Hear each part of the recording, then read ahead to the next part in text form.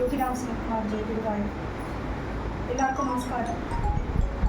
இந்த சத்சங்கத்தில் எழுத்தாளர் பாலகுமாரனோட அவர் எழுதின பகவான் யோகிராம் சிவகுமார் பாடல்களை நம்ம தொடர்ந்து நிறைய பாடிக்கிட்டு. இந்த பாடல்கள் எல்லாமே பலன் தரும் பாடல்கள் அப்படின்னு அப்பா சொல்லியிருக்காங்க. அப்பா சொல்லுவாங்க, வீட்டில் பெண் குழந்தை இருக்கா, குழந்தை சௌக்கியமாக இருக்கணுமா, அவங்களுக்காக பார்த்த பார்வையின் பாடல். பையன் இருக்கான், அவன் நல்லா ஃபோக்கஸ்டாக படிக்கணும் அப்படின்னா ஒருமனதாய் பாடு. வேறு ஊரில் இருக்க ஏதோ வேலை பண்ணிட்டு இருக்க, குருநாதர் எப்பவும் கூட இருக்கணும்னு நினைக்கிறியா, எங்கு நான் இருக்கணும் பாடு. புதுசாக ஒரு விஷயம் ஆரம்பிக்கிறோம், அந்த ஆரம்பிக்கிற விஷயத்தில் ஜெயிக்கணும் அப்படின்னா வழிவாக்கும் பாடு. அப்படின்னு ஒரு ஒரு பாட்டுக்கும் ஒரு பலன் இருப்பதாக அப்பா சொல்லியிருக்காங்க. நீங்கள் அந்த பாட்டு புஸ்தகம் எடுத்து பார்த்தீங்கன்னா கூட அந்த ஒரு ஒரு பாட்டுக்கு மேலேயும் ஒரு தலைப்பு கொடுக்கப்பட்டிருக்கும். தாக்கும் துன்பம் நீக்க, குருவை அறிய குருவை வேண்டல் அப்படின்னு எல்லாம் தலைப்பு கொடுக்கப்பட்டிருக்கும். இப்படி இந்த பலன் தரும் பாடல்களை நீங்கள் நிறைய பார்த்துருப்பீங்க. நம்ம லலிதா சஹஸ்ரநாமத்தில் மாணிக்க மகுடாகாரா ஜானுத்வய விராஜிதா அப்படிங்கிற அந்த ஒரு லைனை ஒரு 12 முறை சொல்லி முட்டியை தடவி கொடுத்தோம்னா முட்டி வலி போயிடும் அப்படிங்கிறாங்க. விஷ்ணு சஹஸ்ரநாமத்தில் ஸ்ரீத ஸ்ரீச ஸ்ரீனிவாச ஸ்ரீநிதி ஸ்ரீவிபாவனக அப்படிங்கிற அந்த வர்ஸ், அந்த ஸ்லோகம் சொல்லி ஒரு 21 முறை 27 நாள் சொன்னால் கோட்டீஸ்வரன் ஆயிடலாம் அப்படிங்கிறாங்க. அபிராமி அந்தாதியோட எல்லா பாடல்களுக்கும் பலன்கள் உண்டு. சௌந்தர்யலகரியோட ஒவ்வொரு ஸ்லோகத்துக்கும் பலன்கள் உண்டு. அப்படி இந்த மாதிரி நம்ம நிறைய பலன் தரும் பாடல்களை பார்த்து கொண்டிருக்கிறோம். ஒரு மிகச்சிறந்த எழுத்தாளர், நல்ல ஒரு மொழிவளமை மிக்க எழுத்தாளர் எழுதின பாடல்கள் எந்த கடினமான பதங்களும் சொற்களும் இல்லாமல் இருக்கிறத பார்க்கணும். பார்த்த பார்வையில் பாவம் தீர்த்திடும் கங்கையா இங்கு வந்தவன்னா உங்களுக்கு எளிதாக புரியுது. அதுக்கு போய் எக்ஸ்ட்ரா ஒரு எக்ஸ்பிளனேஷன் தேடணுங்கிற அவசியம் அப்பா எழுதின பாடல்களில் கிடையாது. ஆஹா, அப்பா எழுதின அந்த குருவுடைய பாடல்கள் எப்படி இருக்கிறது? எளிமையாக இருக்கிறது, பலன் தருவதாகவும் இருக்கிறது. அப்போ அங்கே பலன் தருது, எளிமையான வரிகளை கொண்ட பாடல்கள் பலன் தரும் பாடல்களாக இருக்குது அப்படிங்கும்பொழுது அங்கே ஏதோ ஒரு எக்ஸ்ட்ரா இன்னர் எலிமெண்ட் இருக்குல்ல, ஏதோ ஒரு உள்ளார்ந்த பொருள் அதுக்கு அந்த மந்திர சக்தி கொடுக்கறதா இருக்கு இல்லையா? அது என்ன அப்படின்னு தெரிஞ்சுட்டோம்னா நம்முடைய குருவுடைய மகத்துவத்தையும் மிகச்சரியாக குருவை ஒருத்தர் உள்வாங்கிண்டா அவர் எழுதுகிற எளிமையான வரிகள் எப்படி ஒரு மந்திர சப்தமாக ஒரு பலன் தரும் விஷயமாக மாறுங்கிறதையும் புரிஞ்சுக்கலாம். அதனால் இன்னைக்கு அப்பா எழுதின பிணிகள் தீர அப்படிங்கிற தலைப்பில் இருக்கிற அருணாச்சலம் அமர்ந்து புண்ணியம் அப்படிங்கிற பாட்டு பற்றின சில விஷயங்களை உங்களோட பகிர்ந்துக்கிறேன். இது நீங்கள் பலமுறை பாடி உங்களுக்கு மனப்பாடமாக தெரிந்த பாடல் தான். ருணம் அப்படிங்கிற சம்ஸ்கிருத வார்த்தைக்கு கடன் அப்படின்னு போகும். ருணம்னா கடன். எது கடன்? எனக்கு இந்த மாதம் 10,000 ரூபாய் ஷார்ட் ஆகுது சார், ஒரு 10,000 ரூபாய் கடனாக தரீங்களா, ஒரு 2 மாதத்தில் திருப்பி கொடுத்துட்றேன்னு சொல்கிறீங்களே, மானிட்டரியான டெட், அந்த கடனில் ருணம்ங்கிறது ஜென்மாந்திர கடன். ஏன் நமக்கு ஜென்மாந்திர கடன் வருது? நம்ம எந்த செயல் செய்தாலும் அதற்கு ஒரு எதிர்வினை உண்டு. Newton's 3rd law, every action has an equal and opposite reaction. So நீங்கள் எந்த செயல் செய்தாலும் ஒரு எதிர்வினை இருக்குங்கும்போது ஒரு எக்ஸாம்பிள் எடுத்துக்கலாம். நான் ஒரு வெயிலில் நடந்து போயிட்டுருக்கிறேன், ரொம்ப மயக்கமாக இருக்குது, எனக்கு தள்ளாமையாக இருக்குது. ஒரு இடத்துல உட்கார, பக்கத்தில் இருக்கிறவங்க யாரோ எவரோ என்னங்க கஷ்டமாக இருக்கா, இந்தாங்க ஒரு பாட்டில் தண்ணி குடிங்கன்னு கொடுக்குறாரு. யாருன்னே எனக்கு தெரியாது. எனக்கு அந்த பாட்டில் தண்ணி கொடுக்குறாங்க, தண்ணி கொடுக்குறேன், குடிக்கிறேன், ஆசுவாசப்படுத்திக்கிறேன், தேங்க்யூ சொல்கிறேன், நகர்ந்து போயிடுறேன். அங்கே அவர் செய்த செயல் எனக்கு தண்ணி கொடுத்தது, நான் பதிலுக்கு அவருக்கு தண்ணி கொடுத்தேன்னா எதிர்வினை நான் செய்யலை. தேங்க்யூங்கிறது வெறும் வார்த்தை தான். செயலால் செய்த வினைக்கு செயலால் எதிர்வினை நான் செய்யலைங்கிறதுனால அங்கே அந்த எதிர்வினை கடனாக, பாக்கியாக, ருணமாக தொக்கி நிற்கிறது. இன்னொரு விஷயம் பார்த்து, சூர்யா சுகன்யா வீட்டுக்கு போகிறேன், ஒரு 10 நாள் நல்லா ஜாலியாக தங்குறேன், வயிறார சாப்பாடு போடுறான், மனசார நன்னா கவனிச்சுக்கிறான், ரொம்ப தேங்க்ஸ் சூர்யா, ரொம்ப சந்தோஷமாக இருந்தேன் சுகன்யா அப்படின்னு சொல்லி நல்லா இருங்கன்னு சொல்லிட்டு நான் வந்தா அது எதிர்வினை ஆற்றியதா அர்த்தமா? இல்லை. அவங்க பார்த்து என்னை கவனிச்சுன்ற மாதிரி நான் பார்த்து அவளை கவனிச்சுக்க வேண்டாமா? அங்கே கவனிச்சுக்கலங்கும் பொழுது, அங்கே எதிர்வினை ஆற்றவில்லை என்கிற பொழுது அந்த எதிர்வினை எப்படி இருக்குது? கடனா, ருணமா, பாக்கியாக நிற்கிறது.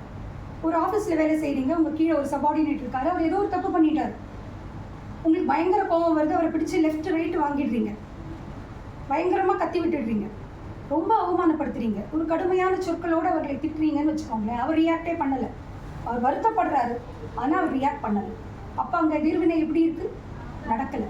எதிர்வினை நடக்காததனால் அது கடனா குணமா பாக்கியா தூக்கி நிற்கிறது. இப்படி ஒவ்வொரு நாளைக்கும் எத்தனை செயல்கள், அத்தனை செயல்களுக்கும் நம்ம எதிர்வினை பண்ணுறோமா? பண்ணுறது இல்லை. அப்போ அந்த எதிர்வினைகள் எல்லாம் தொக்கி தொக்கி தொக்கி நமக்கு கடனாக இருக்கு. நம்ம என்ன பண்ணணும்? இந்த கடன்கள் எல்லாம் எப்பாடுபட்டாவது இந்த ஜென்மத்துக்குள்ள தீர்த்துடணும். தீர்க்கலைன்னா என்ன ஆகும்? கடன் அழியலைன்னா பிறவி கூடும். கடன் கரையாது பிறவி அழியாதுன்னு அப்பா சொல்லுவாங்க. நீ கடன் கரைத்து விட்டால் மட்டுமே, அந்த கடனை பண்ணி முடிச்சுட்டேன்னா மட்டும்தான் அடுத்த ஒரு ஜென்மாக்கு நீ அதை கேரி ஃபார்வர்ட் பண்ண மாட்டேன். இல்லைன்னா என்ன ஆகும்? இந்த கடன் அடுத்த ஜென்மத்துக்கு கேரி ஃபார்வர்ட் ஆகும். அடுத்த ஜென்மத்தில் பண்ண கடன் அடுத்த ஜென்மத்தில் கேரி ஃபார்வர்ட் ஆகும். ஆக கடன்கள் பெருக பிறக இந்த பிறப்பிறப்பில் நம்ம மாட்டிகிட்டே இருப்போம். அடுத்து பிறந்து இந்த கடனை கரைச்சிட்டே இருக்கணும். ஆக பிறவியற்ற நிலை இல்லை, ஒரு முக்தி இல்லை, ஒரு ஒரு ஒரு பெரிய ஒரு நிலைக்கு நம்மளால நகரவே முடியாது. மாறி மாறி மாறி மாறி இந்த வேர்ல்ஃபுல்ல, இந்த சுழல்ல கடன்கள் பெருக பெருக நம்ம மாட்டிக்கிட்டே இருக்கோம். ஆக கடன் அழியாது உங்களுக்கு பிறவி தீராதுங்கும் போது எப்பாடுபட்டாவது எனக்கு ஒரு ஒன் ஸ்டாப் சொல்யூஷன் வேணும். சரவணா ஸ்டோர்ஸ் போனால் எனக்கு எல்லா சாமானும் வாங்கிக்கலாம்னு சொல்கிறீங்களே, ஒரு டோல 650 போட்டால் தலைவலி, பல்வலி, கால்வலி, கைவலி எல்லாம் சரியாக போயிடுதுங்கிறீங்களே, எனக்கு அந்த மாதிரி ஒரு ஒன் ஸ்டாப் சொல்யூஷன் வேணும். எதுக்கு? என்னுடைய கடன்களை நிவர்த்தி செய்வது. சரி, சம்ஸ்கிருதத்தில் ஏதாவது சில வார்த்தைகளுக்கு முன்னாடி அ அப்படிங்கிற எழுத்தை சேர்த்தா அந்த வார்த்தையோட எதிர்ப்பதம் வந்துடும். ஒரு வார்த்தை சொல்கிறேன், யோகியன். யோகியன்னா என்ன? நல்லவன். ஆ சேர்த்தீங்கன்னா அயோக்கியன். அயோக்கியன்னா கெட்டவன். க்ஷயம் அப்படின்னா குறையிறது.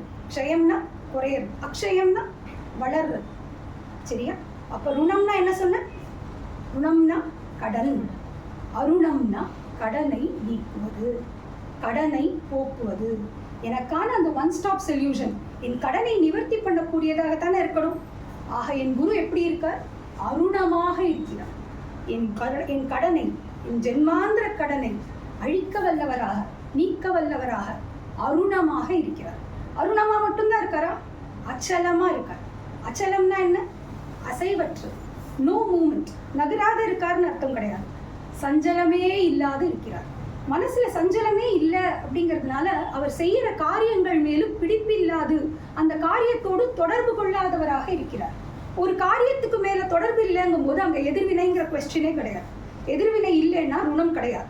ஆக ருணமற்றவராக, அச்சலமாக, சஞ்சலம் இல்லாத மனமுடையவராக அமர்ந்திருக்கிறார்.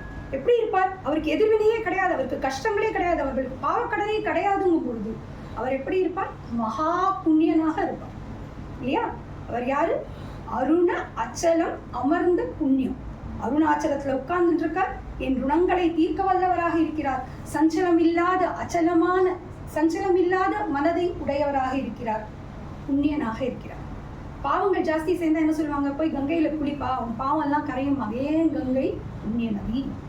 அந்த புண்ணிய நதியில போய் உட்கார்ந்து அந்த கரையில நீராடும் போது நம்முடைய பாவங்கள் கரைவதை போல அருண அச்சலத்தில் அமர்ந்திருக்கும் என் குருநாதரை தேடி போகும்பொழுது என்னுடைய புண்ணியங்கள் பெருகுகின்றன, என்னுடைய பாவ மூட்டைகள் கரைக்கப்படுகின்றன. அவருடைய பேர் என்ன? யோகிராம் சுரத்குமார். ஆனா என்ன எழுதியிருக்காரு? யோகிராம் சுரத்குமாரம். ஏன் இந்த அருணம் தருணம்னு வர்றதுனால ஒரு ரைமிங்கா இருக்கட்டும்னு யோகிராம் சுரத்குமாரம்னு எழுதினாரா? யோகிராம் சுரத்குமாருங்கிறது ஓடுற எனர்ஜி. எப்பயுமே சக்தி என்ன பண்ணும்? ஃப்ளோ ஆகிட்டே இருக்கும். அந்த எனர்ஜியை நீங்கள் அப்படியே ஒரு ட்ராப் பண்ணி பாக்கெட் பண்ணி வச்சுட்டீங்கன்னா அந்த பாக்கெட்டை எப்போ வேணால் யூஸ் பண்ணிக்கலாம். அந்த பவர் பாக்கெட்டை, புரியுதுங்களா? எனர்ஜிங்கிறது ஓடுற விஷயம், சக்திங்கிறது ஓடிட்டே இருக்கும். ஸ்ரீ அப்படிங்கிற வார்த்தை ஓடிக்கொண்டிருக்கிற ஒரு சக்தி. ஸ்ரீம்னு போட்டிங்கன்னா அந்த சக்தியை நீங்கள் ஒரு பீஜமாக, ஒரு மந்திரமாக, ஒரு பவர் பாக்கெட்டாக பிடித்து வைத்துக்கொள்ளலாம். யோகிராம் சுரத்குமார்ங்கிறது ஓடுற எனர்ஜினா, யோகிராம் சுரத்குமாரங்கிறது ட்ராப் பண்ண ஒரு பவர் பாக்கெட். இந்த பாட்டு முழுக்க யோகிராம் சுரத்குமாரம், யோகிராம் சுரத்குமாரம், யோகிராம் சுரத்குமாரம்னு ஒரு பீஜ மந்திரம் மாதிரி இந்த குருவினுடைய நாமம் சொல்லும் பொழுது அந்த இடத்துல நம்முடைய பாவங்கள் கரைகின்றன. சரி, இப்படி இந்த கடன் சேர்றதுன்னு சொல்றேன். கடன் சேர்ந்தா என்ன ஆகும்? நல்ல கடன்கள் சேர்ந்தா, நல்ல விஷயம் செய்கிறீங்க, பிரதி உபகாரம் பார்க்காம நிறைய பேருக்கு தான தர்மம் பண்ணுறீங்க, படிப்புக்கு ஹெல்ப் பண்ணுறீங்க, ஏதோ நல்ல விஷயங்களுக்கு பொருளுதவி கொடுத்து ஹெல்ப் பண்ணுறீங்க அப்படிங்கும்போது அந்த நல்ல கடன் கேரி ஃபார்வர்ட் ஆகும் இல்லையா? அந்த நல்ல கடன் கேரி ஃபார்வர்ட் ஆகும்போது நமக்கு நல்ல சம்பத்து, நல்ல வாழ்க்கை, நல்ல உறவு, நல்ல மனைவி இதெல்லாம் கிடைக்கும். கெடுதலான காரியங்கள் பண்ணிட்டு இருக்கோம், கொஞ்சம் லோபியாக இருக்கும், எல்லாருக்கும் காசு செலவு பண்ண மாட்டேங்கிறோம், பிடிச்சு வச்சுக்கிறோம், கஞ்சமாக இருக்கும். அப்படிங்கும் பொழுது அந்த கெட்ட கடன்கள் பெருக பெருக அது அடுத்த ஜென்மத்தில் எப்படி வருது? பகையா, நோயா, நஷ்டமா பெருகின்றது. ஆக இந்த கடன்களை தீர்க்க எப்பாடுபட்டாவது யாராவது ஒருத்தர் பிடிச்சுக்கணும்னு சொல்றேன். அது நம்ம குருநாதரா இருக்காருன்னு சொல்றேன். ஸோ அந்த அருணாச்சலம் அமர்ந்த புண்ணியம் எப்படி இருக்காரு? ரொம்ப கருணையோட இருக்காரு. நாமளே நிறைய கஷ்டப்பட்டு நொந்து போயிட்டு இருக்கோம். அப்ப அங்க இருக்கிற கடவுள் எப்படி இருக்காரு? நம்ம மேல மிகுந்த கருணையுடையவராக, நீ பாவங்களை சுமப்பவனாக இருந்தாலும் உண்மையில் கருணை கொண்டு அதை அழிக்க வல்லவராக இருக்கிறார். ஞான சுடராழியாக இருக்கிறார். ஆக அந்த குருநாதர் யாரு? அருணாச்சலம் அமர்ந்த புண்ணியம் யோகிராம் சிவகுமார். சரி, நமக்கு கஷ்டம் அப்படின்னு வந்த உடனே நம்ம போய் குருநாதரையோ கடவுளையோ கூப்பிடுறோமா? ஒரு கஷ்டம் நமக்கு வந்துடுச்சுன்னா உடனே நம்ம குருநாதரை போய் தேடுறது இல்லை. நம்ம என்ன பண்றோம்? நம்மளால சமாளிச்சுக்க முடியுமா? நம்மளால எவ்வளவு பாடுபட்டு நம்மளால சமாளிச்சுக்க முடியும்னு பார்க்கணும். சமாளிச்சுக்க முடியலையா ஃப்ரெண்ட்ஸ் கிட்ட ஹெல்ப் கேட்போம், இல்லையா உறவுகள் கிட்ட ஹெல்ப் கேட்போம். இது எதுவுமே ஒர்க் அவுட் ஆகலை. கஷ்டங்கள் கழுத்து அப்படியே நெரிச்சின்னு இருக்கு, தாங்க முடியலங்கும் போதுதான் அப்பா குருநாதா கடவுளே காப்பாத்து. இதுக்கு அப்பா ரொம்ப அழகா கஜேந்திர மோக்ஷம் அப்படிங்கிற கதையை உபமானமா சொல்லுவோம். திரிகூடமலைன்னு ஒரு இடம், அதுக்கு கீழே ஒரு காடு, அந்த காட்டுல நல்ல யானை கூட்டம். அந்த யானை கூட்டங்களுக்கு தலைவனா ஒரு ஆகிருதியான கம்பீரமான பலம் பொருந்திய ஒரு யானை, கஜங்களுக்கு தலைவன். அதனால அதுக்கு பேர் என்ன? கஜேந்திரன். அந்த கஜேந்திரன்கிற யானை என்ன பண்றது? தினம் தன்னோட கூட்டத்தில் இருக்கிற யானைகள் எல்லாம் கூட்டிட்டு போய் பக்கத்துல இருக்கிற ஒரு தாமரை குளத்துல டெய்லி போய் நீராடுது. நீராடிட்டு அங்க மலர்ந்து இருக்கிற ஒரு தாமரையை எடுத்து அப்படி தூக்கி ஒரு சமர்ப்பணம் மாதிரி வான் நோக்கி கடவுளுக்கு சமர்ப்பணம் பண்றது. திரும்பி வருது. இப்படி போயிட்டு இருக்கும்போது ஒரு நாள் என்ன ஆகுது? முதல்ல ஒண்ணு யானையோடைய காலை கவ்வி பிடிச்சுடுறது. யானை என்ன நினைக்குது? நான் ரொம்ப பலம் பொருந்தியவனாச்சே, என்னால என்ன காப்பாத்திக்க முடியாதா? ஒரு கால் தான் முதல்ல பிடிச்சிட்டு இருக்கு, மிச்சம் 3 காலும் நல்லா இருக்கு. முந்தி நம்மளுடைய பலம் உறுத்தியும் கொண்டு வந்து அந்த கரையை நம்ம ஏறிடலாம்னு நினைக்கிறது. ஏற முடிஞ்சுதா? ஏற முடியல. அடுத்து தன்னுடைய உறவுகளான யானைகளை துணைக்கு கூப்பிடுறது. அந்த யானைகள் என்ன பண்றது? தும்பிக்கையை பிடிச்சிட்டு எப்படியாவது நம்ம கஜேந்திரனை மீட்டெடுக்கலான்னு பாக்குறது. முடிஞ்சுதா? முடியல. சுற்றி இருக்கிற நண்பர்களான யானைகளை கூப்பிடுறது. அந்த யானைகள் முந்தி தள்ளி எப்படியாவது கஜேந்திரனை மேலே ஏற்றிடணும் அப்படின்னு பாக்குறாங்க. ஏற முடிஞ்சுதா? இல்லை. தன்னால முடியல, தன்னுடைய உறவுகளால முடியல, தன்னோட நண்பர்களால முடியல. முதலையோட புடி காலை அவ்வளவு கவி பிடிச்சிட்டு இருக்கு. காலிலேருந்து ரத்தம் ஆறாய் பெருகி ஓடுகிறது. பலம் குறைந்து கொண்டே இருக்கிறது இந்த யானைக்கு. வேற வழி தெரியல, நிர்கதியா நிக்கிறோம். உறவுக்காரங்க நண்பர்கள் எல்லாம் விலகி போய்விட்டார்கள். அவள் முயற்சி செய்து முடியலங்கும் போது இந்த யானை யாரை கூப்பிடுறது? ஆதி மூலமேனு கடவுளை கூப்பிடுறது. கூப்பிட்ட அடுத்த க்ஷணம் கருடன் மேல ஏறி வந்துடுறார் பெருமாள். ஒரே ஒரு சக்கரம் தான் முதலைய முடிச்சு விட்டு கஜேந்திரனுக்கு மோட்சம் கொடுத்துடுறார். அது மாதிரி நீங்கள் உங்களுக்கு துயராக இருக்கிறது, கஷ்டங்கள் நெருக்குகிறதுன்னு ஒரு நிமிடம், ஒரு தருணம் நினைத்தால் ஓடோடி உதவி செய்யக்கூடியவராக யார் இருக்காரு? என்னுடைய குருநாதர். எப்படி வராரு? அருணன் போல ஜோதியாக வராரு. ஏன் இங்க அருணன் அப்படிங்கிற வார்த்தை? அருணன்கிறது விடிகாலையில வர முதல் வெளிச்சம். அருண கிரணம் தான் விடிகாலையில வர முதல் வெளிச்சம். நம்ம வாழ்க்கை எப்படி இருக்கு? இருள் மிகுந்ததாக இருக்கிறது. சரியா நடக்குதா நடக்கலையா? இந்த வாழ்க்கை நம்ம ஜெயிப்போமோ மாட்டோமா? கஷ்டங்கள் தொடர்ந்து வந்துட்டே இருக்கேன், என்ன பண்றதுன்னு தெரியலையே அப்படிங்கிற ஒரு தவிப்பு இருக்கிறவாளுக்கு விடியல்ங்கிறது ஒரு நம்பிக்கை, அருணகிரணம்ங்கிறது ஒரு நம்பிக்கை. நமக்கு நம்பிக்கை கொடுக்கும் மொழியாக, அருணகிரணமாக, அருணன் போல ஜோதியாக, எங்கும் நிறைந்த இறைத்தன்மையுடைய ஒரு பிரதியாக யார் வராரு? என் குருநாதர் வராரு. அவர் யாரு? அருணாச்சலம் அமர்ந்த புண்ணியம் யோகிராம் சிவகுமார். ரொம்ப கஷ்டம் நெருக்கிறதுன்னு உடனே என்ன பண்றோம்? யாரோ ஒருத்தர் சொல்றா, அப்பா திருவண்ணாமலையில ஒரு குரு இருக்கார், யோகிராம் சிவகுமார்னு பேரு, திருவண்ணாமலைக்கு போ, சன்னதி தெருவில் இருந்து அவரை பார்க்கலாம் அப்படிங்கிறாங்க. பஸ் பிடிச்சி திருவண்ணாமலை போகிறோம், சன்னதி தெரு வளைவில் திரும்புகிறோம், படியில் ஏறி நிற்கிறோம். நின்ன மாத்திரத்தில் அந்த கம்பிக்கிராதி வழியாக குருநாதர் தெரியறார். வெண் சிகை, வெண்தாடி, ஜிப்பா, பச்சை தலப்பா எல்லாம் போட்டு உட்கார்ந்துட்டு இருக்கிற குருநாதரை நீங்கள் பார்த்தால் போதும். அப்பா குருநாதர் உங்களை பார்ப்பாரு, ஆசீர்வாதம் பண்ணுவாரு, 2 பழம் கொடுப்பாருன்னா எழுதலை. படியில நின்று நீ பார்த்தால் ஜென்ம ஜென்ம பாவம் போகும். அப்போ அந்த குருநாதர் எவ்வளோ மேக்னிஃபிசென்டான ஆளுங்கிறது தெரியறதா, எவ்வளவு மகத்துவமான ஒரு மனிதருங்கிறது தெரியறதா. நீ போய் நின்று படியில நீ பார்த்தால் போதும் உன் ஜென்மாந்திர பாவங்கள் இழக்கும். ஜென்ம ஜென்ம பாவம் போகும், எல்லா பாவமும் போயிடுறது. போய் நின்று பார்த்த மாத்திரத்துல குருநாதனுடைய சன்னிதானத்துல நின்ன உடனே என் பாவங்கள் தீர்ந்து விட்டதுங்கும் பொழுது மனசு நிகழ்ந்து போகுது, உருகிடுறது. உருகி என்ன பண்றோம், வேற இன்னும் பகவான் போய் தேங்க்ஸ் சொல்ல முடியுமா? அவருடைய நாமம் சொல்லிட்டு இருக்கோம். யோகிராம் சுரத்குமார், யோகிராம் சுரத்குமார், யோகிராம் சுரத்குமார், ஜெயகுரு ராயாங்கிற நாமம் சொல்வது எதற்கு ஈடுங்கிறாரு? சோமயாகத்திற்கு ஈடு. இந்த சோமயாகம் அப்படிங்கிற வார்த்தை பிரயோகம் வேற ஏதாவது பாலகுமாரனுடைய பாடல்ல வந்திருக்கா? வந்ததில்லை. இந்த ஒரு பாடலில் மட்டும்தான் சோமயாகம் அப்படிங்கிற வார்த்தை 2 முறை வருகிறது. ஏன் சோமயாகம்? சோமயாகம்னா என்ன? நம்ம நிறைய ஹோமம் கேள்விப்பட்டிருக்கோம். கணபதி ஹோமம், ஆயுஷ் ஹோமம், ஆவந்தி ஹோமம், நவகிரக ஹோமம், சாந்தி ஹோமம், சண்டி ஹோமம், சுதர்சன ஹோமம், யாகம் எடுத்துட்டேன்னா அஸ்வமேத யாகம், வாஜபேய யாகம், நிறைய இருக்கு. அது என்ன சோமயாகம்? சோமயாகம் என்ன அவ்வளோ ஸ்பெஷல் அப்படின்னா, சோமயாகம் தான் இருக்கிறதுலேயே ரொம்ப ரேரஸ்ட் ஆஃப் யக்ஞா. ரொம்ப பண்ணுவது ரொம்ப குறைவா இருக்கிற ஒரு யாகம், ரொம்ப சிறப்பான ஒரு யாகமா இருக்கிறது சோமயாகம். 14 அக்னிஹோத்திரிகள் வேணும் இந்த யாகம் பண்றதுக்கு. நித்திய அக்னிஹோத்திரிகளா இருக்கிற 14 பிராமணர்கள் வேணும். அவ 7 நாள் தொடர்ந்து ஒரு இடத்துல இருக்கணும். 7 நாள் தொடர்ந்து அந்த இடத்தில் இருப்பதாக சங்கல்பம் செய்து கொண்டு சில விரத அனுஷ்டானங்களை வைத்துக் கொண்டு அவர்கள் அந்த யாகத்தை துவக்க வேண்டும். இந்த சோமயாகத்தோட முக்கியமான விஷயம், இந்த சோமயாகத்துக்கு சோமலதா அப்படிங்கிற ஒரு தாவரம் வேணும். சில மலை பிரதேசங்கள்ல மட்டுமே கிடைக்கக்கூடிய அந்த சோமலதா தாவரத்தை எடுத்துட்டு வரணும். அதை ஒரு பர்டிகுலர் வேல ப்ராசஸ் பண்ணணும். ப்ராசஸ் பண்ணி அது சாறு எடுக்கணும்.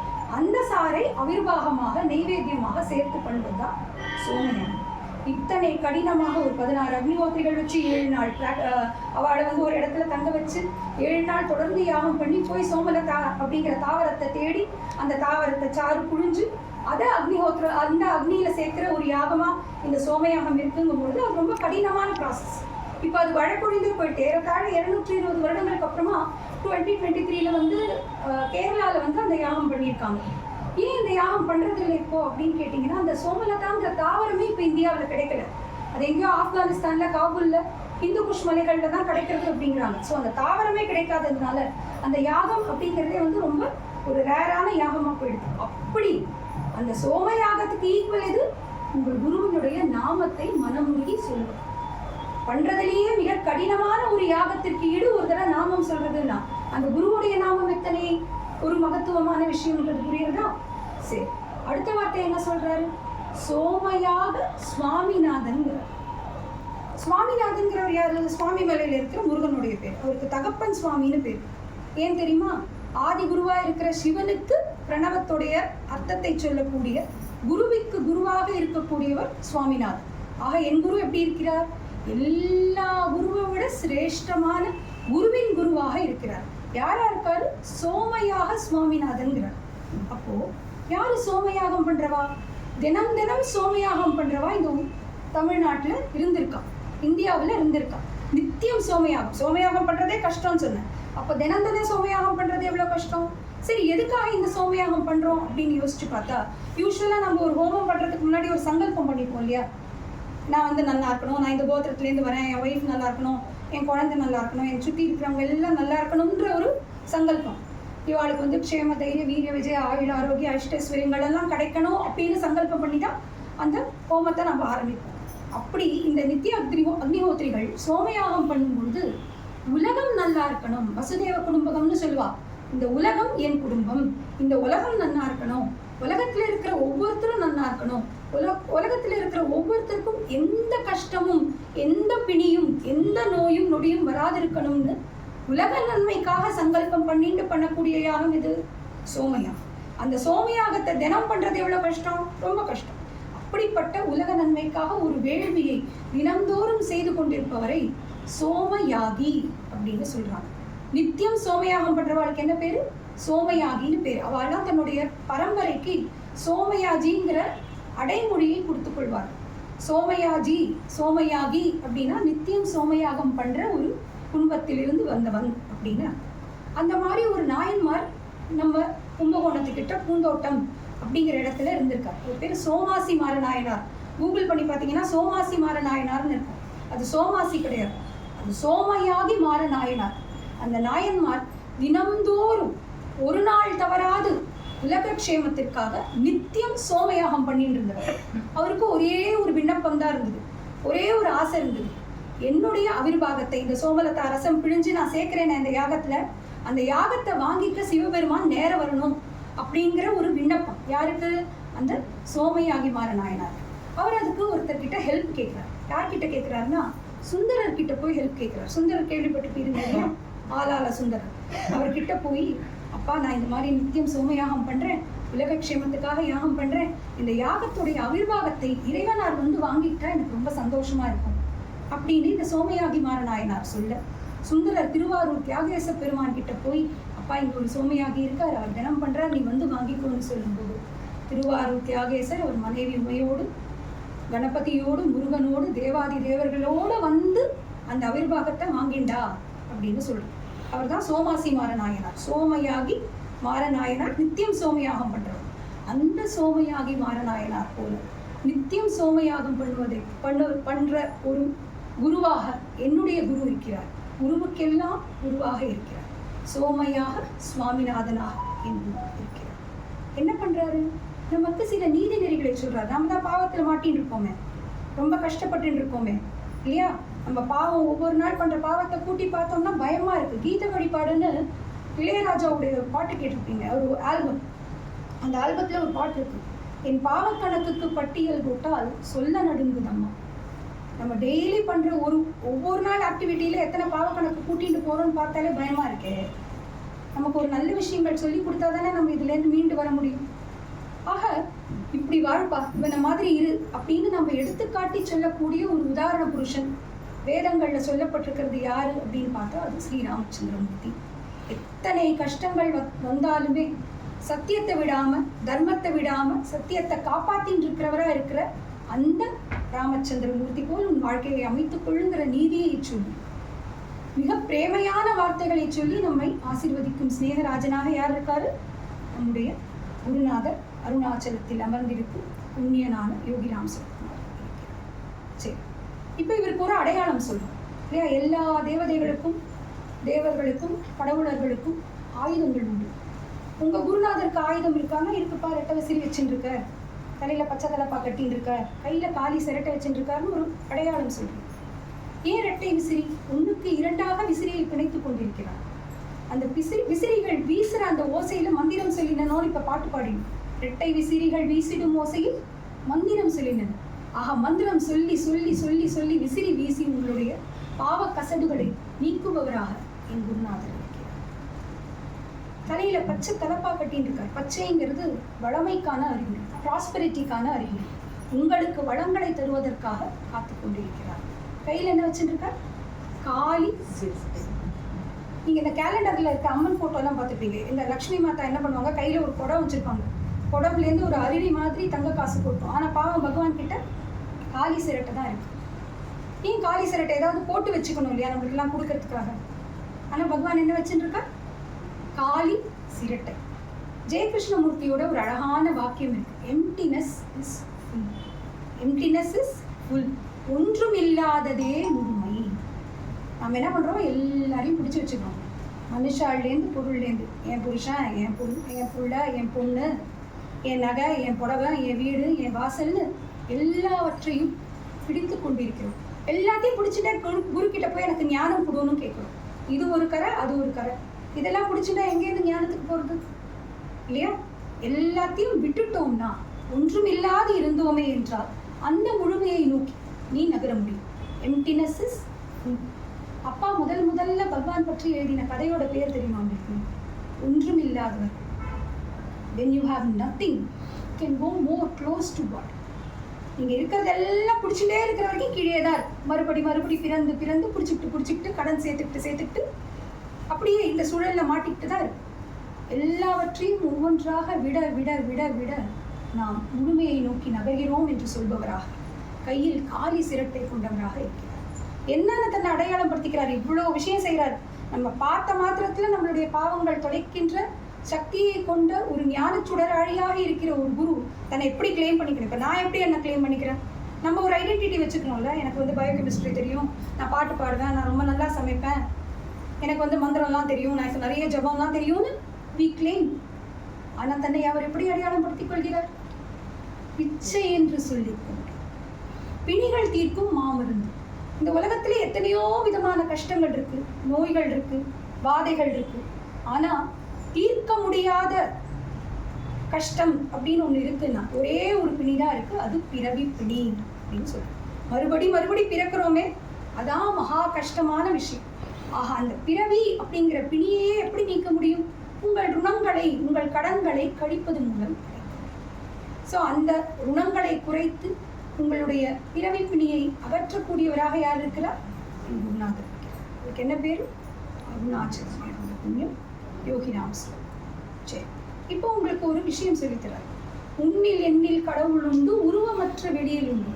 நீங்க பாத்தீங்கன்னா ஆரம்பத்திலேருந்தே நம்ம இந்த ரெண்டா இருந்தே பழக்கப்பட்டவங்க. உங்ககிட்ட ஒரு முகம், பின்னாடி ஒரு முகம் இருக்கும். ஸ்கூல்ல குழந்தைகள் போகும்போதே சொல்லிடுறா, என் பசங்களோடலாம் சேராத, அவன் ரொம்ப மோசம், அவன் நல்லா படிக்க மாட்டான், அவன் மக்கு, நீயும் அவனோட சேர்ந்தா மக்காயிடுவ அப்படின்னு. ஆக எப்பயுமே ஒரு விஷயத்தை இரண்டாகவே பார்த்து பழக்கப்பட்டவர்கள் நான்.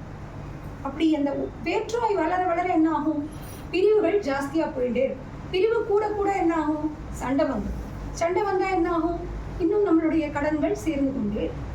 ஆக நீயும் நானும் வேறு வேறு அல்ல. விடாது பெய்யும் மழைன்னு ஒரு அழகான கதை உண்டு, ஏகலைவன் பத்தி. அதில் எழுதிப்பா, நீர் குழிக்கும் சண்டை வந்துருமா அப்படின்னு.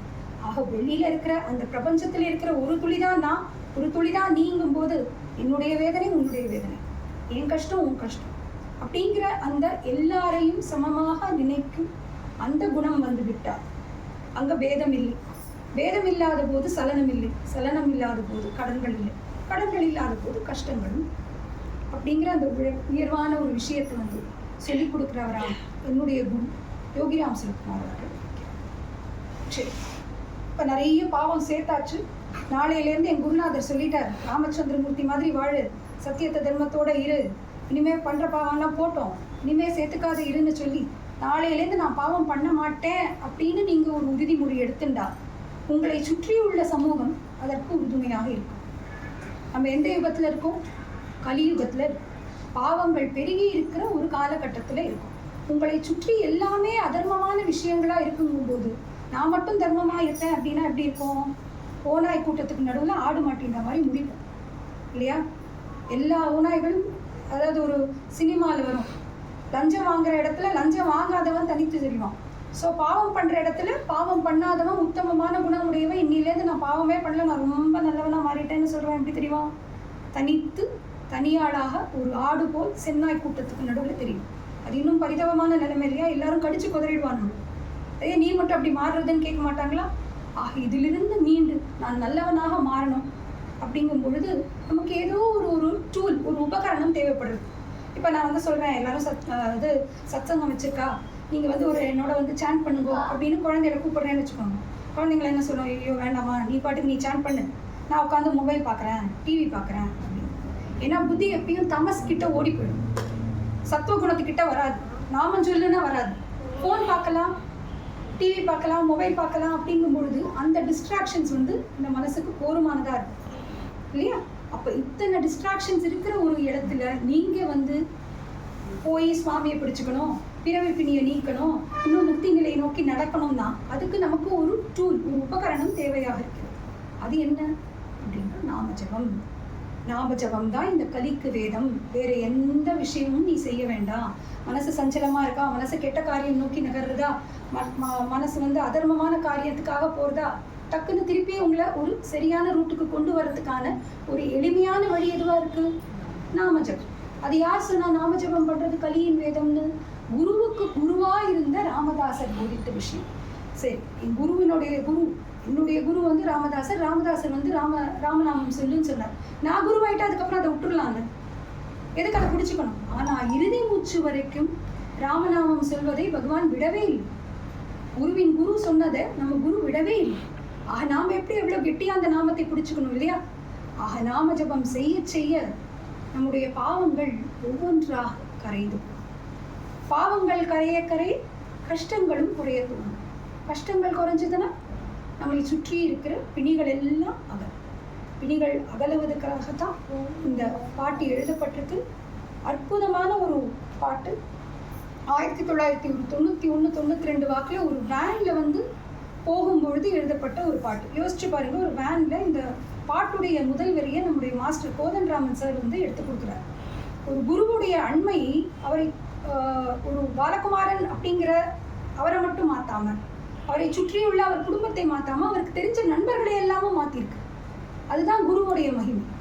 ஸோ மாஸ்டர் வந்து முதல்ல என்ன எடுத்து கொடுக்குறாரு, அருணாச்சலம் அமர்ந்த புண்ணியம் யோகிராம் சிவகுமாரன் அப்படின்னு மாமண்டூர் தாண்டின உடனே மாஸ்டர் முதல் வரி எடுத்து கொடுக்க சரசர சரசரன் இந்த பாட்டு மொத்தத்தையும் ஏறத்தாழ ஒரு திண்டிவனம் செஞ்சு போகிறதுக்குள்ள அப்பா சொல்ல சொல்ல சாந்தாமா ஒரு நோட் பேடில் எழுதி நாங்கள் எல்லாரும் மனப்பாடம் பண்ணி போய் ஓயாமடத்தில் பகவான் எதிர்த்து அந்த பாட்டை பாடியாச்சு. அவ்வளோ ஃபாஸ்ட்டு. இத்தனை ஆழமான உட்கருத்து இருக்கிற ஒரு பாடலை ஒருத்தரால் ஒரு ட்ராவல் டைமில் எழுத முடியும். உங்களுக்கு புரியுதுங்களா இந்த விஷயம்? இந்த பாட்டுக்குள்ளே நம்ம எதேச்சையாக பாடிட்டு போகிற இந்த பாட்டுக்குள்ளே இத்தனை உட்பொதிந்த கருத்துக்களை வைத்து பாலகுமாரன் எழுதியிருக்கிறார்.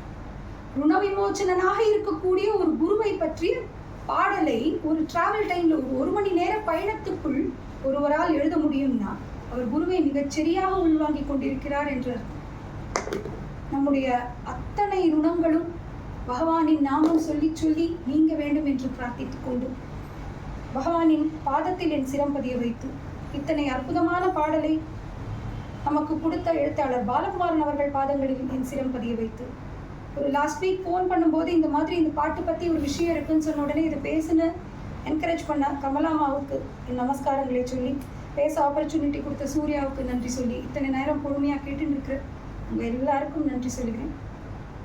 அருணாச்சலம் அமர்ந்த புண்ணியம் யோகிராம் சுரத்குமாரும் என்றென்றும் நம்மை காத்து இருக்கணும்னு பிரார்த்தனை பண்ணிக்கிறேன். யோகிராம் சுரத்குமார், யோகிராம் சுரத்குமார், யோகிராம் சுரத்குமார். பாடலாமா? பாடலாமா?